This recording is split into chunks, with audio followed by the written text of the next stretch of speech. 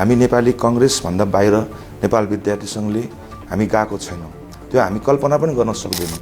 र यो निर्णय गर्नको लागि चाहिँ विशेष गरी जेनजी आन्दोलन पश्चात हामी सम्पूर्ण विद्यार्थी संगठन साथीहरु एकचोटी हामी आत्मसमीक्षा हामीले गरेका थियौं। पार्टीले हामीलाई 12औं महाधिवेशनको म्यान्डेट दिँदै गर्दाखेरि तपाईको सुरुमा लामो समय तपाईको लगभग 1 वर्षको समय म एक्लै तपाईको अध्यक्ष मात्र थिए, केन्द्रीय समिति आएन।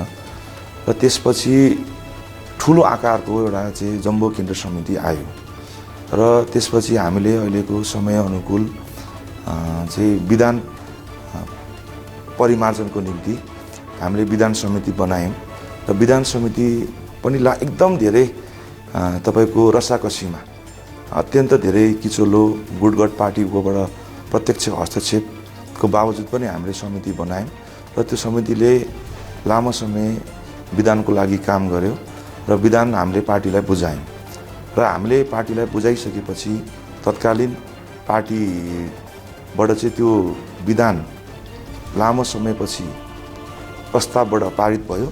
तर त्यो विधान हामीले नपाएको तपाईको लगभग 1 वर्ष पुग्ने अवस्था छ।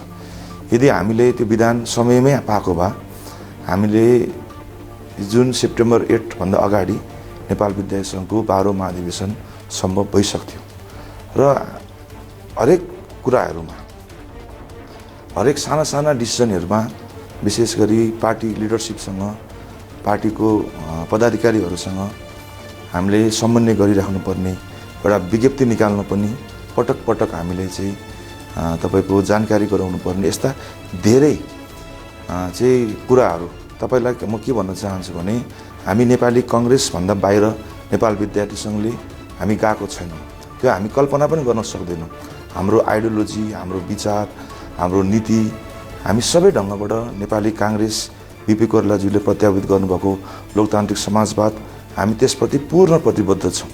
तर हामी आज यो निर्णय गर्नको लागि चाहिँ विशेष गरी जेनजी आन्दोलन पश्चात हामी सम्पूर्ण विद्यार्थी संगठन साथीहरु एकचोटी हामी आत्मसमीक्षा हामीले गरेका थियौं र हामीले सेप्टेम्बर तपाईको 11 मा हामीले त्यतिबेलै हामीले संयुक्त विद्यार्थीको तर्फबाट हामीले चाहिँ अब विद्यार्थी आन्दोलनलाई नयाँ स्वरूपमा अगाडि बढाउनु पर्छ र पार्टी रूपान्तरणको निम्ति पनि नयाँ ढंगबाट अगाडि बढ्नु पर्छ भनेर हामीले सेप्टेम्बर 11 मै हामीले त्यतिबेला विज्ञप्ति निकालेका थियौं।